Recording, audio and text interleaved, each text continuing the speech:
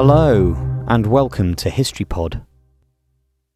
At 9 a.m. on the 26th of March 1945, the Battle of Iwo Jima ended as US Marines officially secured the island from the Japanese Imperial Army during the war in the Pacific. The US invasion of the 8-square-mile island, known as Operation Detachment, had led to 5 weeks of fierce fighting between around 21,000 Japanese troops and an astonishing 110,000 Americans. The United States suffered 26,000 casualties, of which nearly 7,000 died. Meanwhile, the Japanese forces were virtually wiped out.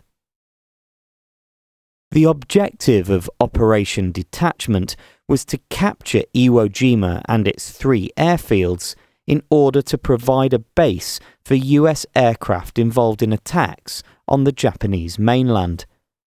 The island had been subjected to 9 months of aerial bombings and naval bombardments prior to the US invasion, but the Japanese had dug an extensive network of tunnels beneath the volcanic island to provide shelter for much of the defence force. The first Marines landed on the island on the 19th of February and, despite facing little initial opposition, suffered significant casualties as they struggled to make their way inland. The strong Japanese defences meant that despite their superior numbers, the Americans were sometimes only able to progress a few hundred metres a day. However, Mount Suribachi was eventually captured, and the iconic photograph of 5 Marines raising the United States flag was taken, albeit when a second, larger flag was raised to replace the first.